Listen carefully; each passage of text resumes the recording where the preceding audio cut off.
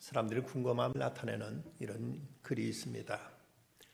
닭장 속에는 닭이, 토끼장 속에는 토끼가, 그런데 왜 사람들은 모기장 속에 있을까? 사람들은 세월을 약이라고 한다. 근데 양력은 양약이고 음력은 그럼 한약일까?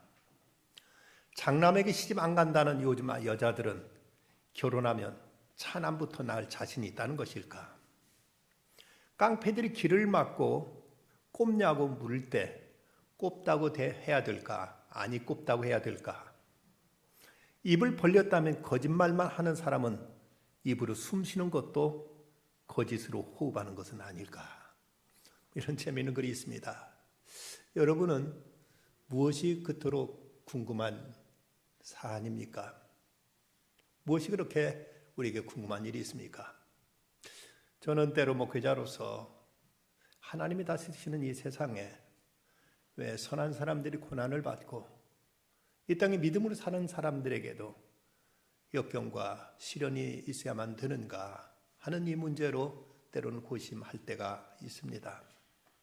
여러 해 전에 유대인 랍빈 헤럴드 쿠시너는 선한 사람들에게 나쁜 일이 일어날 때는 책에서 그만 악의 문제를 추적하다가 이런 잘못된 결론에 빠지게 되고 맙니다.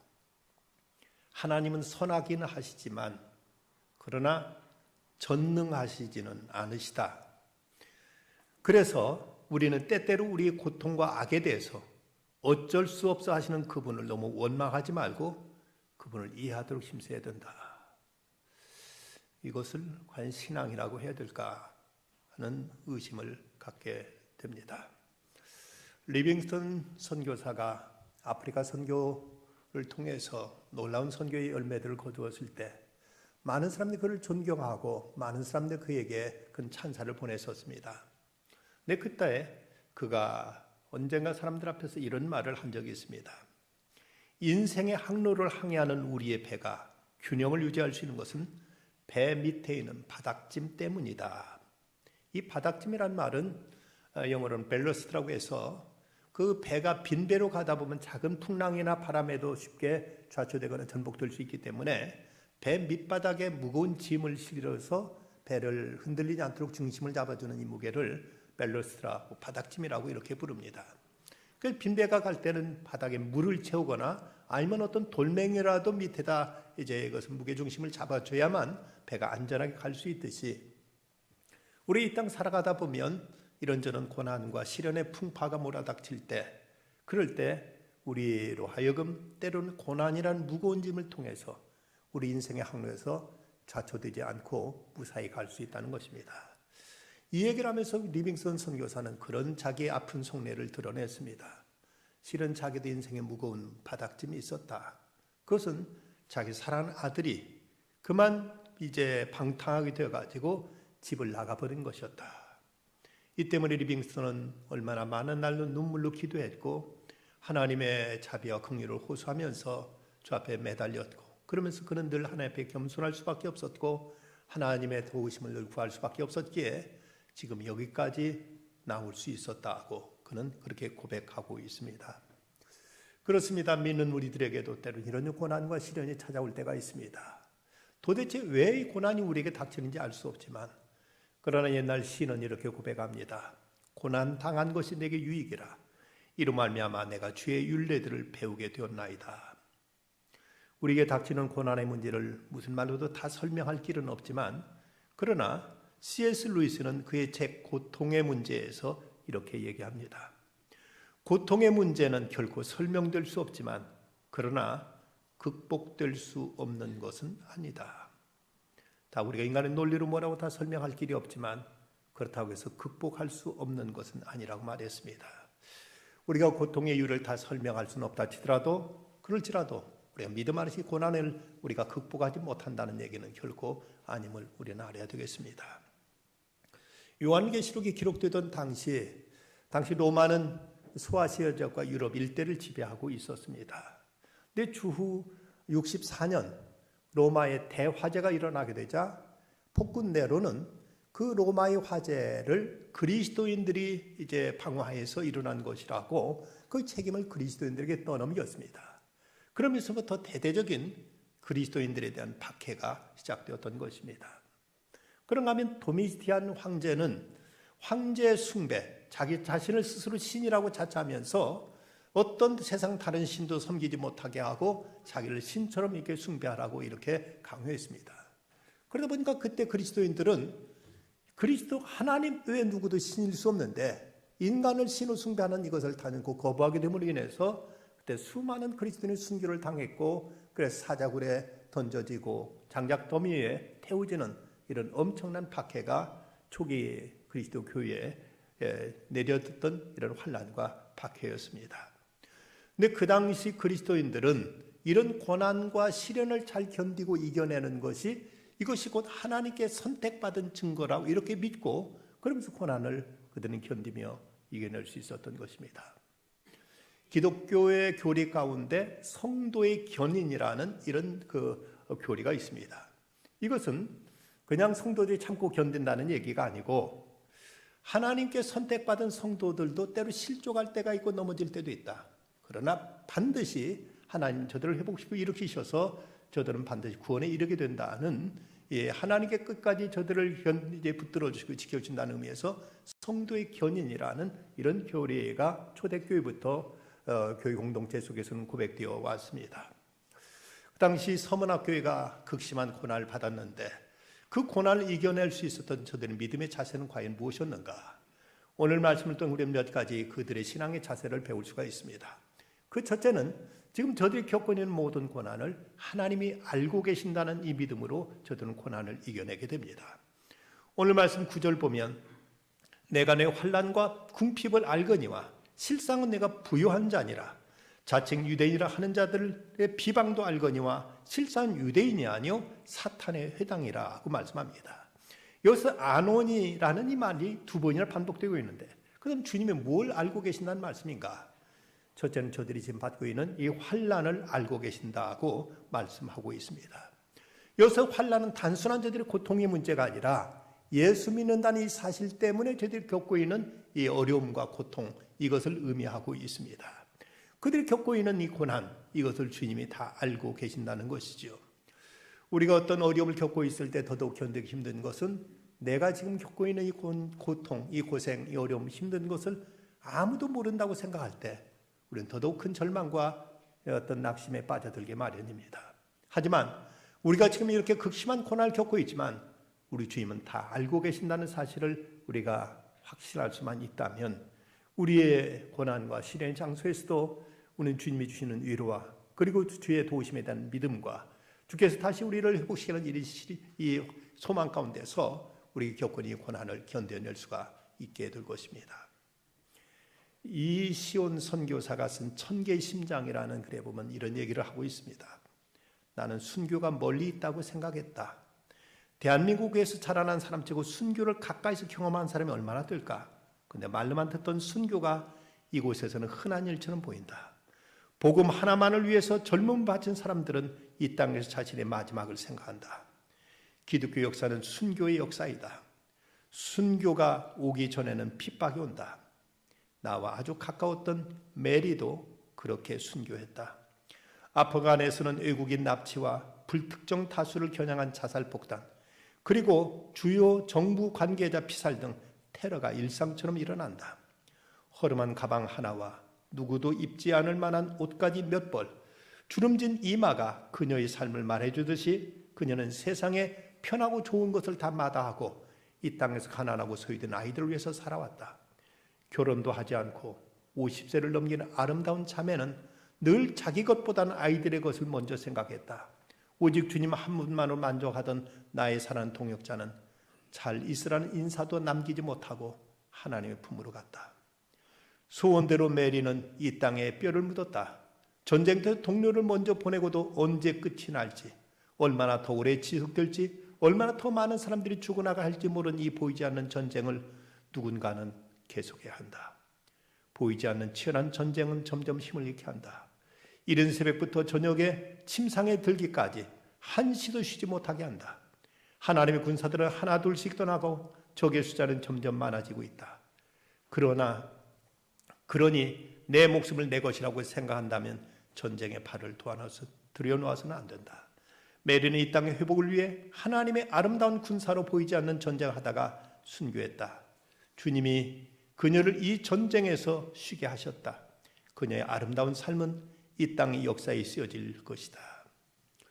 오늘날 이 시대에도 세계 곳곳에서는 복음을 위하여 그리고 그리스도의 사랑을 전하기 위해서 이처럼 순교하는 사람들이 많이 있습니다. 그러면 저들이 견디며 순교까지 감수할 수 있는 것은 바로 주님이 아신다는 그 믿음으로 늘 믿음의 그 싸움에서 저들은 주님과의 교제를 통해서 이 고난을 이겨내고 있는 것입니다.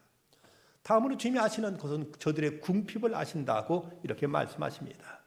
당시 사회에서 예수를 믿게 되면 저들은 적당한 돈벌이를 할 수 있는 직장과 일터를 갖기가 어려웠습니다. 이건 지금도 이집트라든지 해교권에서는 예수 믿는 사람들은 직장을 얻기가 어렵고 그리고 어떤 마땅한 돈벌이를 찾기가 어려운 것이 오늘도 이 시대에서 나타나는 현실들입니다. 이곳 주변에 있는 어느 병원도 다른 종교단체 운영하고 있는 그 병원에 다니는 우리의 한 자매는 크리스찬이라는 이유 때문인지 매번 진급에서 탈락되고 있다는 얘기도 전해 듣습니다.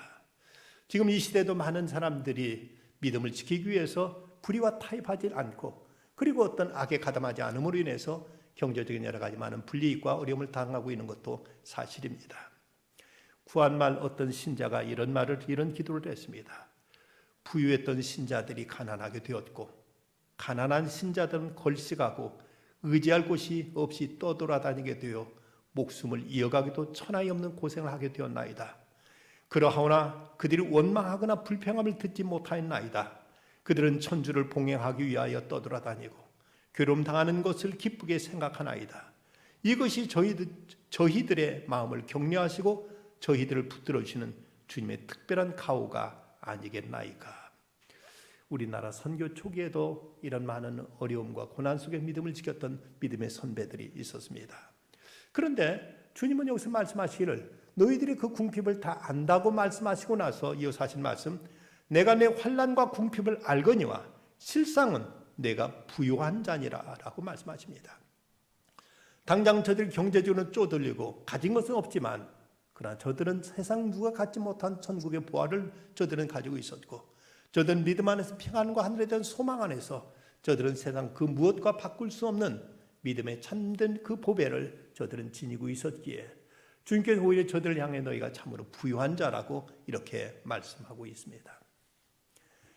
여자 일생을 쓴 모파상은 그는 본래 신학교를 다니던 사람이었는데 신학교에서 어떤 일로 퇴학을 당하게 됩니다. 그러자 그는 믿음마저도 이제 내팽개쳐 버리고 말았습니다. 그러고 나서 문학에 정진해서 10년 만에 그는 세계적인 작가로 우뚝 올라서게 됩니다. 그러자 그는 큰 돈을 벌 수 있게 되었고 지중해에는 그 요트가 있었고 그리고 노르망디에는 대저택 그리고 파리에는 호화 아파트를 지녔습니다.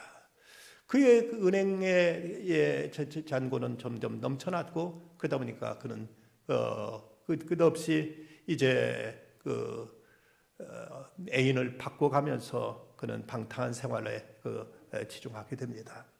군중들은 그를 칭찬했고 작가로서의 명성은 점점 높아질 때 그의 은행 잔고는 점점 늘어갔지만 그러나 그는 불면증과 안질로 시달리면서 그는 생의 의미를 잃어버리고 스스로 자기의 목에 칼을 찔러서 자기를 시도하기도 했습니다. 그리고 나서 그는 정신병동에서 알 수 없는 소리를 절규하다가 43살의 나이로 인생을 끝내버리고 말았습니다. 근데 그의 무덤에는 그의 독백이 이렇게 기록되어 있다고 합니다. 나는 모든 것을 소유하고자 했지만 결국 아무것도 갖지 못했다. 그는 호화주택도 있었고 그리고 요트도 있었고 엄청난 그의 돈도 있었지만 그럼에도 그는 아무것도 소유하지 못했다고 이렇게 고백하고 말았던 것입니다. 하지만 우리가 잘 알고 있는 송명희 시인은 그는 뇌성마비로 말할 수 없는 고통을 앓았던 사람이었습니다. 그녀는 건강도 없었고 그녀에게는 돈도 없었습니다. 아무것도 가진 것 같지 않았지만 그는 하나님의 은총을 체험하고 나서 나라는 그 시에서 이렇게 그런 노래합니다. 나 가진 재물 없으나 나 남이 가진 지식 없으나 나 남에게 있는 건강이 있지 않으나 나 남이 없는 것 있으니 나 남이 못 본 것 보았고 나 남이 듣지 못한 음성 들었고, 나 남이 받지 못한 사랑 받았고, 나 남이 모르는 것 깨달았네. 공평하신 하나님이, 나 남이 가진 것 나 없지만 공평하신 하나님이 나 남이 없는 것 갖게 하셨네. 세상 눈으로 보면 아무것도 갖지 못한 것 같지만, 그러나 주님은 남이 알지 못하는 놀라운 천국의 보화를 바로 믿음을 위해서 헌신하며 충성하는 자들에게 주님은 부어주심을 말씀하고 있습니다. 그러고 나면 또 하나 하나님 아시는 것은 유대인들의 박해를 아신다고 말씀합니다. 당시 유대인들의 세계 곳곳에 흩어져서 그들은 이제 돈이 자기들을 지켜줄 수 있는 유일한 방패라고 생각해서 많은 돈을 모아가지고 그 돈을 가지고 관리들을 매수해서 자기 자신을 지켰을 뿐만 아니라, 그리고 나서 그들은 이제 곳곳에 흩어져서 있는 그리스도인들을 고발하고 저들을 이제 잡아가도록 이렇게 사주하곤 했던 것입니다.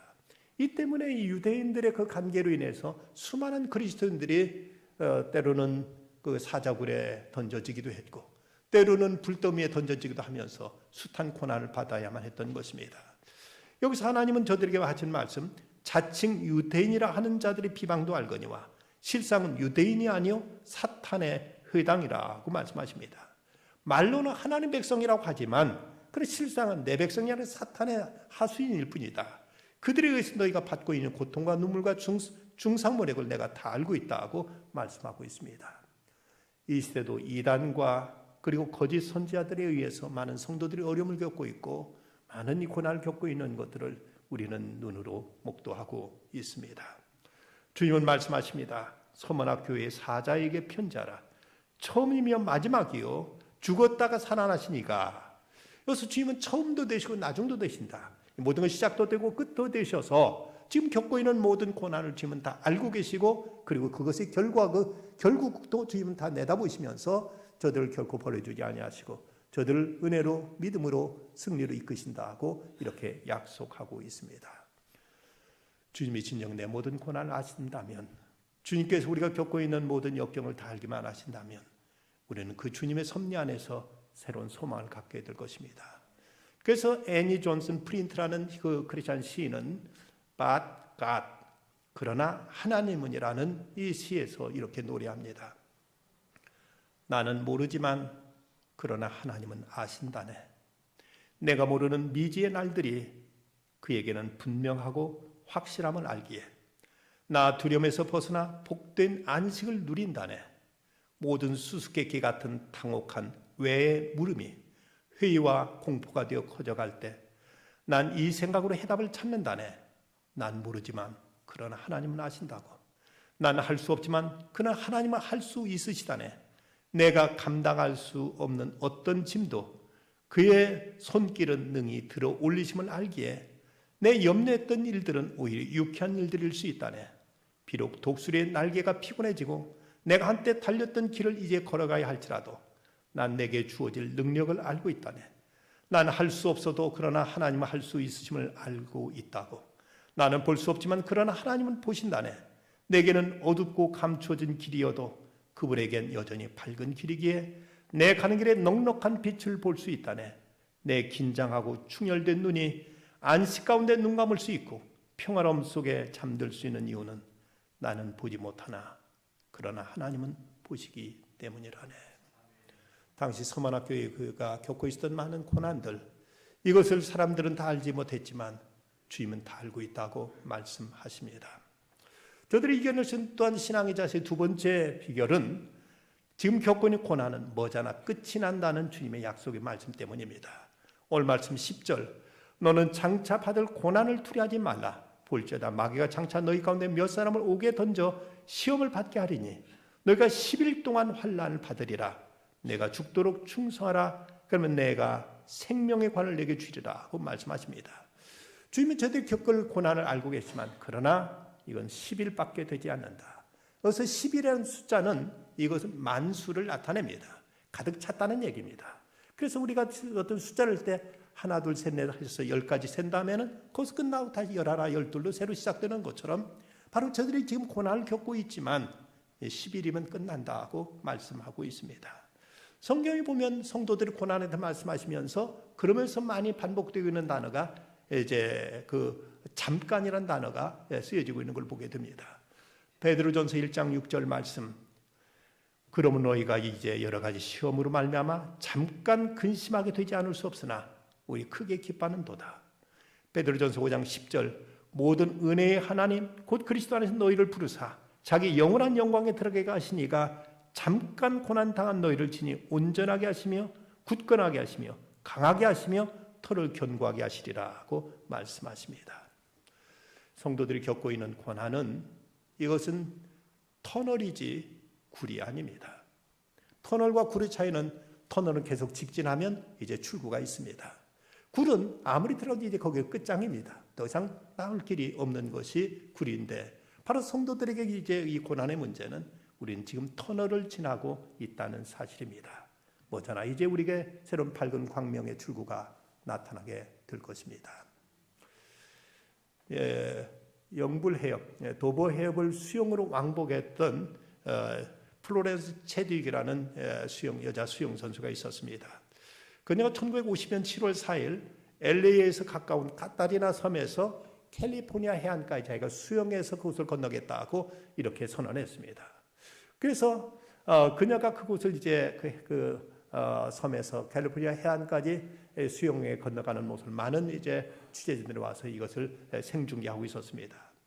그는 무려 16시간 동안이나 수영을 해가지고 저 캘리포니아 해안까지 달기째 수영을 했는데, 그런데 그 해안쯤 이르렀을 때 짙은 안개가 앞을 가득히 가로막고 있었습니다. 그녀는 앞이 얼마큼 남았는지 볼 수 없는 그 상황 속에서 그만 이제 그 수영 횡단을 포기해버리고 맙니다. 배에 올라타서 막상 해안에 도달해 보니까 자기가 멈췄던 곳에서 해안까지는 불과 500m도 남지 않았습니다. 이때 체드윅이 인터뷰에서 기자들한테 이런 말을 합니다. 제가 실패한 이유는 추위 때문이거나 피곤했기 때문이 아니었습니다. 안개로 인해 목표를 볼 수 없었기 때문입니다. 목표만 볼 수 있었다면 저는 어떻게든 도달했을 것입니다. 라고 이렇게 고백합니다. 우리에게도 끝이 있다는 사실만 확신한다면, 뭐잖아 이거 끝난다는 사실만 우리가 확신한다면 어떤 오늘의 시련도 어떤 오늘의 역경도 우리 능히 이겨낼 수 있게 될 것입니다. 여기서 세 번째, 주님은 저들에게 약속하시기를 끝까지 충성할 때 두 가지 상급을 너희에게 주겠다고 말씀하십니다. 그 첫째는 소극적인 상급으로 지옥 형벌을 받지 않을 것이라고 말씀하십니다. 오늘 말씀 11절, 이기는 자는 둘째 사망의 해를 받지 아니하리라고 말씀합니다. 우리는 육신이 죽으면 그걸로 다 끝난다고 생각하지만 결코 성경 그렇게 말씀하지 않습니다. 육신의 죽음 저 건너에 또 하나의 죽음, 영적인 죽음으로 영원한 심판, 지옥이 있음을 성경 분명히 말씀하고 있습니다. 이렇게 믿음을 끝까지 싸운 사람들, 저들은 결코 지옥 가는 일은 결단코 없을 것이라고 주님은 말씀하시는 것입니다.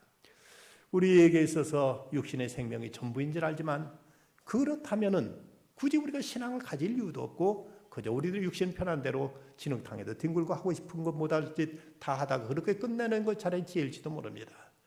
분명한 것은 우리에게는 성경은 바로 두 번째 사망, 천국과 지옥의 심판이 있음을 성경은 말씀합니다. 어느 교회에서 성가대도 하고 교회학교 교사도 하는 여집사님이 어느 목사님한테 찾아와서 목사님한테 묻습니다. 목사님, 뭔가 분명히 좀 얘기해 주십시오. 뭡니까? 했더니 목사님, 정말로 천당과 지옥이 있습니까?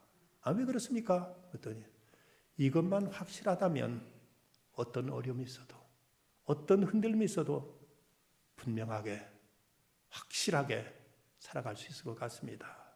때문에 이걸 믿는다 하면서 되고 이것이 흔들릴 때가 있고 이것이 의심될 때 있어서 이렇게 저렇게 나약해지고 힘들 때가 있습니다. 라고 이렇게 고백하더랍니다. 사실 많은 얘기 아닙니까? 천당과 지옥만 있다면, 그렇다면 어떤 문제 있더라도 이거보다 더 큰 문제는 있을 수 없기에 이제 우리는 믿음 안에서 어떤 역경도 시련도 넉넉히 이겨낼 수가 있을 것입니다. 주님은 말씀하십니다. 둘째 사망의 해를 받지 아니하리라. 우리에게 이런 심판과 이런 하나님의 저주는 결단코 없으리라고 말씀하십니다. 두 번째 주시는 약속은 생명, 적극적인 약속으로서 생명의 면류관을 받게 될 것이다.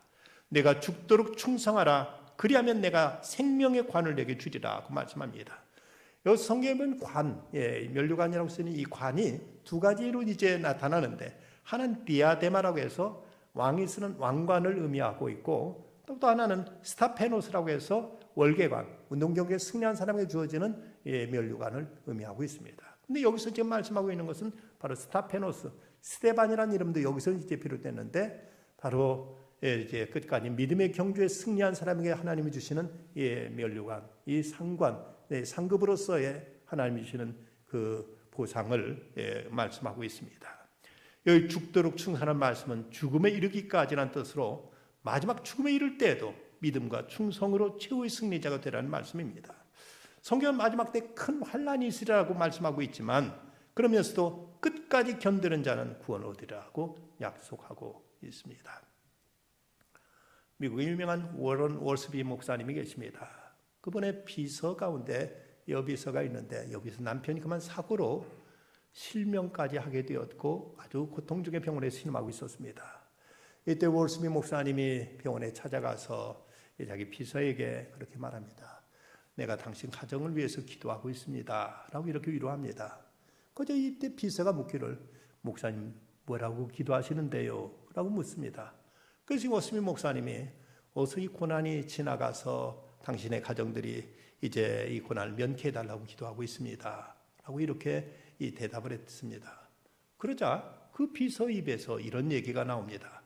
목사님 그렇게 기도하지 말아주십시오. 그럼 어떻게 기도할까요? 했더니, 저는 이 시련을 통해서 주님이 내게 주신 모든 은혜를 다 받으려고 합니다. 끝까지 참고 견뎌서 받아내면 되겠습니다. 그러니 제가 그 축복을 받아냄으로써 오늘 당하는 이 고난이 결코 헛된 고난을 끝나지 않도록 이를 위해서 기도해 주십시오 라고 부탁하더랍니다. 아니, 비서 목사님한테 설교한 셈이 되고 말았습니다. 우리에게 고난과 시련이 있다면 반드시 그 다음에 하나님의 상급이 있을진데, 어떻든 이 고난을 이겨내고 이 시련을 견뎌내서 끝내는 믿음의 승리자로서 주님이 주시는 그 귀한 보상과 상급을 우리는 받아낼 수 있어야 되겠습니다. 이런 어느 자매의 고백이 있습니다. 남편이 운영하는 회사가 결국 부도 처리가 됐다.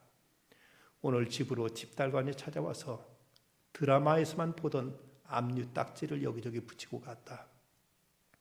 아이들은 창피해서 학교도 못 다니겠다며 방 안에 틀어박혀 있다. 결혼해서 짧지도 길지도 않은 세월을 사는 동안 힘든 일 참 많았지만 지금만큼 힘든 적은 없었던 것 같다. 오늘따라 친정 엄마가 생각났다. 그래서 무작정 친정으로 달려갔다. 엄마, 나 너무 힘들어. 등이라도 토닥이며 위로해 줄 줄 알았던 엄마는 부엌에서 냄비 3개에 물을 채우고 끓이기 시작했다. 그리고 첫 번째 냄비에는 당근을 넣고, 두 번째 냄비에는 달걀을 넣고, 세 번째 냄비에는 커피를 넣으시는 것이었다. 팔팔 끓어오르기 시작한 3개의 냄비. 그렇게 아무 말 없이 한참이 지나서야 불을 끄고 엄마는 내게 말했다. 이 냄비 속 3가지는 모두 역경에 처하게 됐다. 끓는 물은 바로 엄청난 역경인데 3가지는 각자 어떻게 대처했을 것 같니? 가만히 있는 내게 엄마는 다시 말했다. 당근은 단단해. 또 강하고 단호했지. 그런데 끓는 물과 만난 다음 당근은 한없이 부드러워지고 흐물흐물해지고 약해졌어. 반면 달걀은 너무 연약했단다.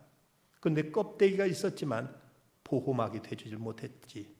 그래서 달걀은 끓는 물을 견디며 스스로가 단단해지기로 결정했어. 그런데 커피는 다른 것하고 다르게 독특했어. 커피는 끓는 물과 만나자 그 물을 모두 변화시켜버린 거야. 나는 어느새 눈물이 흐르고 있었다. 우리 딸 힘드니? 너는 지금 당근일까? 달걀일까? 커피일까? 하나님께서는 때로 우리들이 겪고 있는 고난의 환경을 바꾸시는 대신 우리를 하여금 고난에 대처하는 우리들의 믿음의 자세를 견고케 하심으로 우리의 고난을 이겨나가게 하실 때가 있습니다. 불행하게도 소아시아 7교회들은 지금 모두 다 해교도들이 지배하고 있는 지역에 있어서 모든 교회는 다 사라져버리고 말았습니다.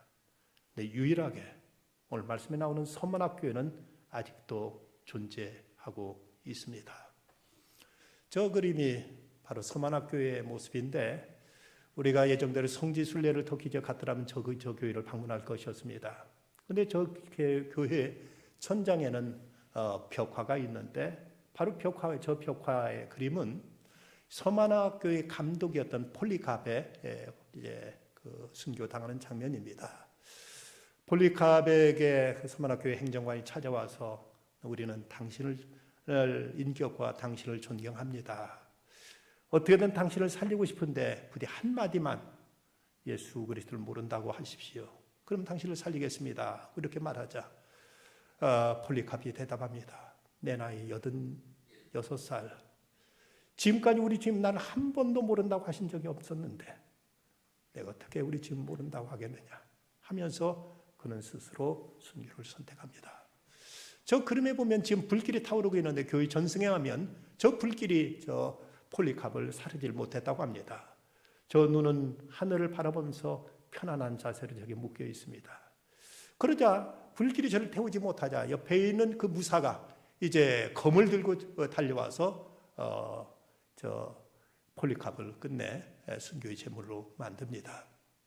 그런데 그 다음에 보면 그 저 검투사의 뒤에 한 사람의 손이 묶인 채 다음 차례를 기다리고 있습니다. 저 사람은 누군가 하면 바로 레이몽 페레로서 저 그림을 그린 화가입니다. 그 화가는 이 폴리캅의 순교하는 모습을 보면서 그 장엄함과 그 경건함을 보고 나도 저 폴리캅처럼 순교하고 싶다고 해서 저 기다리고 있는 사람 얼굴을 자기 얼굴로 그려놓고 그 모습을 그렇게 마음에 담았다고 전해지고 있습니다. 미국 엘레베마주 게스덴 제1감리교회 쉘튼 목사님은 사랑하는 자기 아내를 잃었을 때 이런 글을 씁니다. 왜 이런 고통을 참아야 하는지 나는 모르네. 나는 나의 주님의 모든 것을 잘 하신다는 것을 알 뿐이네. 그 나의 전부이신 주님을 믿는다네. 무슨 시련이 닥쳐도 주님께 나를 인도하실 것이기 때문일세. 모든 일들이 당신을 적대시하는 것 같을 때 하나님의 당신의 편이라는 것을 기억하라. 내 눈이 이 땅에 충성된 자들을 살펴 나와 함께 살게 하리니 완전한 길에 행하는 자가 나를 따르리라 말씀하십니다. 우리의 최종 승리를 믿을 수만 있다면 오늘 당하는 고난과 역경도 이겨낼 수 있지 않겠습니까? 주님은 말씀하십니다. 내가 속히 오리니 내가 가진 것을 굳게 잡아 아무도 내 면류관을 빼앗지 못하게 하라. 기도하십시다. 자비로우신 아버지 하나님, 오늘도 저희를 예배의 자리에 있게 하심을 감사합니다. 이 땅 지금 저희들의 살아가는 시대도 이런 고난과 역경 속에 달리고 있는 많은 성도들이 있습니다. 주님 기억하여 주시고 주님 함께하여 주시옵소서. 저희를 주님이 저희들의 모든 고난을 아신다는 사실을 깨닫게 하여 주시옵소서. 주님께서 저희들의 고난 가운데서 저희들의 고난 속에 있지만 이거는 얼마 지나지 않아 끝난다는 사실도 믿게 하여 주시옵소서. 그리고 주님은 반드시 상급을 예비하고 계셨음을 믿어 의심치 않게 하여 주시옵소서. 이 고난과 시련을 잘 이겨내고 우리 주님 앞에 더 영광스러운 모습으로 저희 흠도 티도 없는 모습으로 든든히 설 수 있는 모든 동문의 가족들 다 되게 하여 주시옵소서. 예수님의 이름으로 기도드리옵나이다.